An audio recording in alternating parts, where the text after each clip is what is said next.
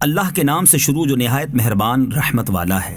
یہ قرآن اور روشن کتاب کی آیتیں ہیں، ایمان والوں کے لیے ہدایت اور خوشخبری ہے۔ وہ جو نماز قائم رکھتے ہیں اور زکوٰۃ دیتے ہیں اور وہ آخرت پر یقین رکھتے ہیں، بے شک وہ لوگ جو آخرت پر ایمان نہیں لاتے، ہم نے ان کے برے اعمال ان کی نگاہ میں خوشنما بنا دیے ہیں تو وہ بھٹک رہے ہیں۔ یہی وہ لوگ ہیں جن کے لیے برا عذاب ہے اور یہی آخرت میں سب سے زیادہ نقصان اٹھانے والے ہیں۔ اور اے محبوب، بے شک آپ کو قرآن سکھایا جاتا ہے حکمت والے علم والے کی طرف سے۔ یاد کرو جب موسیٰ نے اپنی گھر والی سے کہا میں نے ایک آگ دیکھی ہے تو میں جاتا ہوں اور عنقریب میں تمہارے پاس اس کی کوئی خبر لاتا ہوں یا کوئی چمکتی ہوئی چنگاری لاؤں گا تاکہ تم گرمی حاصل کرو۔ پھر جب موسیٰ آگ کے پاس آئے تو انہیں ندا کی گئی کہ اس موسیٰ کو جو اس آگ کی جلوہ گاہ میں ہے اور جو اس آگ کے آس پاس فرشتے ہیں انہیں برکت دی گئی، اور اللہ پاک ہے جو سارے جہانوں کا رب ہے۔ اے موسیٰ، بات یہ ہے کہ میں ہی اللہ ہوں جو عزت والا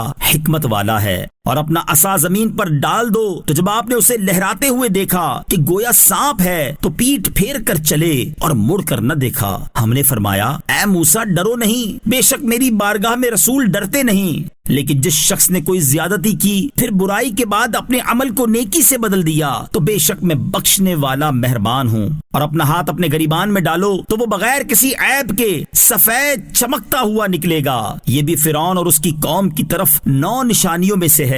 بے شک وہ فرعونی نافرمان لوگ تھے۔ پھر جب ان کے پاس آنکھیں کھولتی ہوئی ہماری نشانیاں آئیں تو وہ کہنے لگے یہ تو کھلا جادو ہے، اور انہوں نے ظلم اور تکبر کی وجہ سے ان نشانیوں کا انکار کیا، حالانکہ ان کے دل ان نشانیوں کا یقین کر چکے تھے۔ تو دیکھو فساد کرنے والوں کا انجام کیسا ہوا۔ اور بے شک ہم نے داؤد اور سلیمان کو بڑا علم عطا فرمایا، اور دونوں نے کہا تمام تعریفیں اس اللہ کے لیے ہیں جس نے ہمیں اپنے بہت سے ایمان والے بندوں پر فضیلت بخشی۔ اور سلیمان داؤد کے جانشین بنے، اور فرمایا اے لوگو، ہمیں پرندوں کی بولی سکھائی گئی ہے اور ہر چیز میں سے ہم کو عطا ہوا، بے شک یہی اللہ کا کھلا فضل ہے۔ اور سلیمان کے لیے جنوں اور انسانوں اور پرندوں سے اس کے لشکر جمع کر دیے گئے تو وہ روکے جاتے تھے، یہاں تک کہ جب وہ چونٹیوں کی وادی پر آئے تو ایک چونٹی نے کہا اے چونٹیوں، اپنے گھروں میں داخل ہو جاؤ، کہیں سلیمان اور ان کے لشکر بے خبری میں تمہیں کچل نہ ڈالیں۔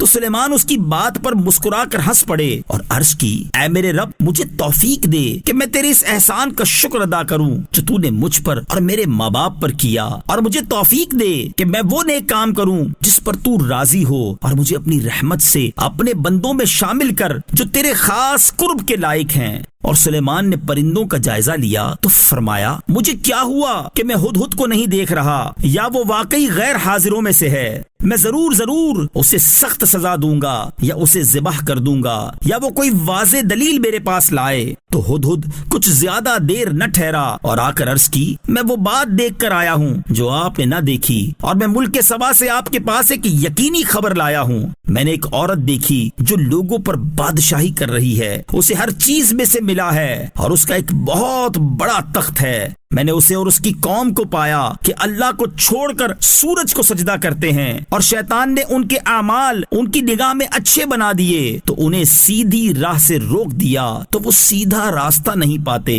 شیطان نے انہیں روک دیا تاکہ وہ اس اللہ کو سجدہ نہ کریں جو آسمانوں اور زمین میں چھپی ہوئی چیزوں کو نکالتا ہے، اور جو کچھ تم چھپاتے ہو اور جو ظاہر کرتے ہو سب کو جانتا ہے۔ اللہ وہ ہے، اس کے سوا کوئی سچا معبود نہیں، وہ عرش عظیم کا مالک ہے۔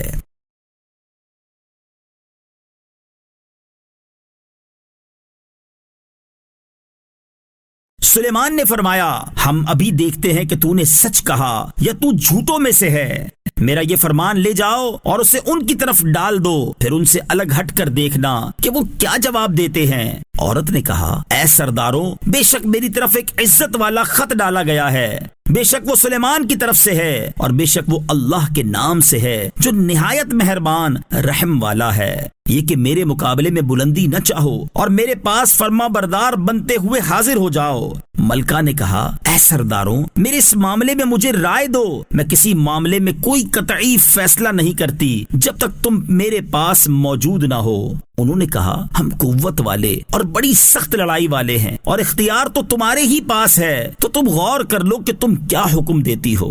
اس نے کہا، بے شک بادشاہ جب کسی بستی میں داخل ہوتے ہیں تو اسے تباہ کر دیتے ہیں اور اس کے عزت والوں کو ذلیل کر دیتے ہیں، اور وہ ایسا ہی کرتے ہیں، اور میں ان کی طرف ایک تحفہ بھیجنے والی ہوں، پھر دیکھوں گی کہ قاصد کیا جواب لے کر لوٹتے ہیں۔ پھر جب قاصد سلیمان کے پاس آیا تو سلیمان نے فرمایا، کیا تم مال کے ذریعے میری مدد کرتے ہو؟ تو اللہ نے جو کچھ مجھے عطا فرما رکھا ہے وہ اس سے بہتر ہے جو اس نے تمہیں دیا ہے، بلکہ تم ہی اپنے تحفے پر خوش ہوتے ہو۔ ان لوگوں کی طرف لوٹ جاؤ تو ضرور ہم ان پر ایسے لشکر لائیں گے جن کے مقابلے کی انہیں طاقت نہ ہوگی، اور ضرور ہم ان کو اس شہر سے ذلیل کر کے نکال دیں گے اور وہ رسوا ہوں گے۔ سلیمان نے فرمایا، اے درباریوں، تم میں کون ہے جو ان کے میرے پاس فرما بردار ہو کر آنے سے پہلے اس کا تخت میرے پاس لے آئے؟ ایک بڑا خبیث جن بولا کہ میں وہ تخت آپ کی خدمت میں آپ کے اس مقام سے کھڑے ہونے سے پہلے حاضر کر دوں گا، اور میں بے شک اس پر قوت رکھنے والا امانت دار ہوں۔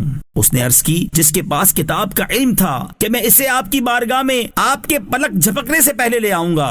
چنانچہ پھر جب سلیمان نے اس تخت کو اپنے پاس رکھا ہوا دیکھا تو فرمایا، یہ میرے رب کے فضل سے ہے، تاکہ وہ مجھے آزمائے کہ میں شکر کرتا ہوں یا ناشکری، اور جو شکر کرے تو وہ اپنی ذات کے لیے ہی شکر کرتا ہے، اور جو ناشکری کرتا ہے تو میرا رب بے پرواہ ہے، کرم فرمانے والا ہے۔ حضرت سلیمان نے حکم دیا، اس ملکہ کے لیے اس کے تخت کو تبدیل کر دو تاکہ ہم دیکھیں کہ وہ راہ پاتی ہے یا راہ نہ پانے والوں میں سے ہوتی ہے۔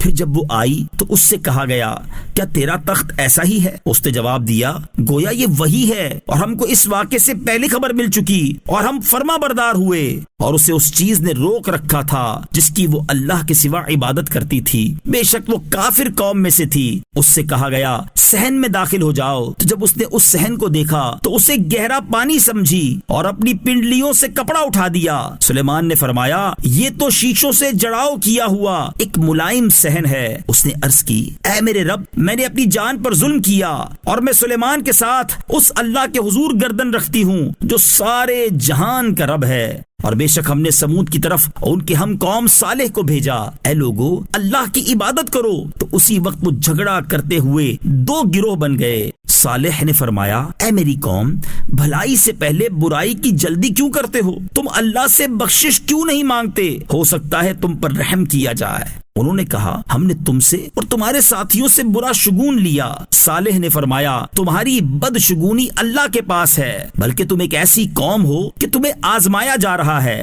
اور شہر میں 9 شخص تھے جو زمین میں فساد کرتے تھے اور اصلاح نہیں کرتے تھے۔ انہوں نے آپس میں اللہ کی قسمیں کھا کر کہا، ہم رات کے وقت ضرور صالح اور اس کے گھر والوں پر چھاپا ماریں گے، پھر اس کے وارث سے کہیں گے کہ اس گھر والوں کے قتل کے وقت ہم حاضر نہ تھے، اور بے شک ہم سچے ہیں، اور انہوں نے سازش کی اور ہم نے اپنی خفیہ تدبیر فرمائی اور وہ غافل رہے۔ تو دیکھو ان کی سازش کا کیسا انجام ہوا، ہم نے انہیں اور ان کی ساری قوم کو ہلاک کر دیا۔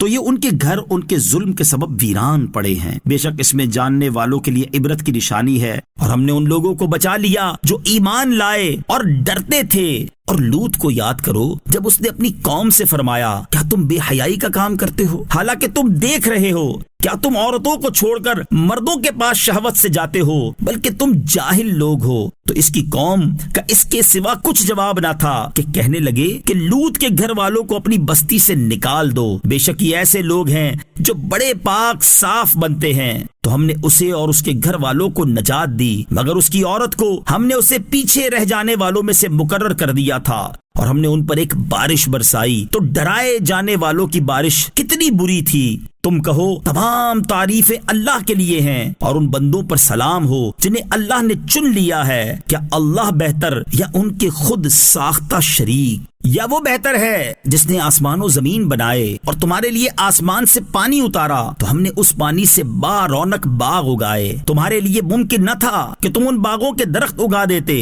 کیا اللہ کے ساتھ کوئی اور معبود ہے؟ ہرگز نہیں، بلکہ وہ لوگ شریک ٹھہراتے ہیں۔ یا وہ بہتر ہے جس نے رہائش کے لیے زمین بنائی اور اس کے درمیان میں نہریں بنائی اور اس کے لیے لنگر بنائے اور دو سمندروں کے درمیان آڑ رکھی؟ کیا اللہ کے ساتھ کوئی اور معبود ہے؟ بلکہ ان میں اکثر جاہل ہیں۔ یا وہ بہتر جو مجبور کی فریاد سنتا ہے جب وہ اسے پکارے اور برائی ٹال دیتا ہے اور تمہیں زمین کا وارث کرتا ہے؟ کیا اللہ کے ساتھ کوئی اور معبود ہے؟ تم بہت ہی کم نصیحت حاصل کرتے ہو۔ یا وہ بہتر ہے جو تمہیں خشکی اور تری کے اندھیروں میں راہ دکھاتا ہے اور وہ جو ہوائیں بھیجتا ہے اس حال میں کہ وہ ہوائیں اللہ کی رحمت سے پہلے خوشخبری دے رہی ہوتی ہیں؟ کیا اللہ کے ساتھ کوئی اور معبود ہے؟ اللہ ان کے شرک سے بلند و بالا ہے۔ یا وہ بہتر ہے جو خلق کی ابتدا فرماتا ہے پھر اسے دوبارہ بنائے گا اور وہ جو تمہیں آسمانوں اور زمین سے روزی دیتا ہے؟ کیا اللہ کے ساتھ کوئی اور معبود ہے؟ تم فرماؤ اپنی دلیل لاؤ اگر تم سچے ہو۔ تم فرماؤ اللہ کے سوا آسمانوں اور زمین میں کوئی غیب نہیں جانتا اور لوگ نہیں جانتے کہ انہیں کب اٹھایا جائے گا۔ کیا کافروں کا علم آخرت کے بارے میں مکمل ہو چکا ہے؟ بلکہ وہ اس کی طرف سے شک میں ہیں، بلکہ وہ اس سے اندھے ہیں۔ اور کافروں نے کہا کیا جب ہم اور ہمارے باپ دادا مٹی ہو جائیں گے تو کیا ہم پھر نکالے جائیں گے؟ بے شک یہ وعدہ ہمیں اور ہم سے پہلے ہمارے باپ داداؤں کو دیا گیا تھا، یہ تو صرف پہلے لوگوں کی جھوٹی کہانیاں ہیں۔ تم فرماؤ زمین میں چل کر دیکھو مجرموں کا انجام کیسا ہوا۔ اے حبیب تم ان پر غم نہ کرو اور ان کی سازشوں سے دل تنگ نہ ہو۔ اور کافر کہتے ہیں یہ وعدہ کب پورا ہوگا؟ اگر تم سچے ہو تو بتاؤ۔ تم فرماؤ ہو سکتا ہے کہ جس عذاب کی تم جلدی مچا رہے ہو اس کا کچھ حصہ تمہارے پیچھے آ لگا ہو، اور بے شک تیرا رب لوگوں پر فضل والا ہے لیکن ان میں اکثر لوگ شکر ادا نہیں کرتے۔ اور بے شک تمہارا رب یقیناً جانتا ہے جو ان کے سینے چھپائے ہوئے ہیں اور جو وہ ظاہر کرتے ہیں۔ اور آسمانوں اور زمین میں جتنے غیب ہیں سب ایک بتانے والی کتاب میں ہیں۔ بے شک یہ قرآن بنی اسرائیل سے اکثر وہ باتیں ذکر فرماتا ہے جس میں وہ اختلاف کرتے ہیں، اور بے شک یہ مسلمانوں کے لیے ہدایت اور رحمت ہے۔ بے شک تمہارا رب اپنے حکم سے ان کے درمیان فیصلہ فرما دے گا اور وہی عزت والا علم والا ہے۔ تو تم اللہ پر بھروسہ کرو، بے شک تم روشن حق پر ہو۔ بے شک تم مردوں کو نہیں سنا سکتے اور نہ تم بہروں کو پکار سنا سکتے ہو جب وہ پیٹھ دے کر پھر رہے ہوں، اور تم اندھوں کو ان کی گمراہی سے نکال کر ہدایت دینے والے نہیں۔ تم تو اسی کو سنا سکتے ہو جو ہماری آیتوں پر ایمان لاتے ہیں تو وہ فرما بردار ہیں۔ اور جب ان پر بات آ پڑے گی تو ہم ان کے لیے زمین سے ایک جانور نکالیں گے جو لوگوں سے کلام کرے گا، اس لیے کہ لوگ ہماری آیتوں پر یقین نہ کرتے تھے۔ اور اس دن کو یاد کرو جس دن ہم ہر امت میں سے ایک گروہ کو اٹھائیں گے جو ہماری آیتوں کو جھٹلاتا ہے، تو ان کے پہلے لوگوں کو روکا جائے گا تاکہ ان کے بعد والے ان سے آ ملیں، یہاں تک کہ جب سب حاضر ہو جائیں گے اللہ فرمائے گا کیا تم نے میری آیتوں کو جھٹلایا تھا حالانکہ تمہارا علم ان تک نہ پہنچا تھا، یا تم کیا کام کرتے تھے؟ اور ان پر ان کے ظلم کے سبب بات واقع ہو چکی تو وہ اب کچھ نہیں بولتے۔ کیا انہوں نے نہ دیکھا کہ ہم نے رات بنائی تاکہ وہ اس میں آرام کریں اور دن کو آنکھیں کھولنے والا بنایا؟ بے شک اس میں ان لوگوں کے لیے ضرور نشانیاں ہیں جو ایمان رکھتے ہیں۔ اور جس دن سور میں پھونکا جائے گا تو جو آسمانوں میں ہیں اور جو زمین میں ہیں سب گھبرا جائیں گے مگر وہ جنہیں اللہ چاہے، اور سب اس کے حضور عاجزی کرتے حاضر ہوں گے۔ اور تو پہاڑوں کو دیکھے گا انہیں جمے ہوئے خیال کرے گا حالانکہ وہ بادل کے چلنے کی طرح چل رہے ہوں گے۔ یہ اس اللہ کی کاریگری ہے جس نے ہر چیز کو مضبوط کیا۔ بے شک وہ تمہارے کاموں سے خبردار ہے، جو نیکی لائے اس کے لیے اس سے بہتر صلہ ہے، اور وہ اس دن کی گھبراہٹ سے امن و چین میں ہوں گے۔ اور جو برائی لائے گا تو ان کے چہرے آگ میں الٹے کر دیے جائیں گے۔ اے لوگو تمہیں تمہارے اعمال ہی کا بدلہ دیا جائے گا۔ مجھے تو یہی حکم ہوا ہے کہ میں اس شہر مکہ کے رب کی عبادت کروں جس نے اسے حرمت والا بنایا ہے اور ہر شے اسی کی ملکیت ہے، اور مجھے حکم ہوا ہے کہ فرما برداروں میں سے رہوں، اور یہ کہ میں قرآن کی تلاوت کروں۔ تو جس نے ہدایت پائی تو اس نے اپنی ذات کے لیے ہی ہدایت پائی، اور جو گمراہ ہو تو تم فرما دو کہ میں تو صرف ڈرانے والوں میں سے ہوں۔ اور تم فرماؤ سب خوبیاں اللہ کے لیے ہیں، ان قریب وہ تمہیں اپنی نشانیاں دکھائے گا تو تم انہیں پہچان لوگے۔ اور اے حبیب تمہارا رب اے لوگو تمہارے اعمال سے غافل نہیں ہے۔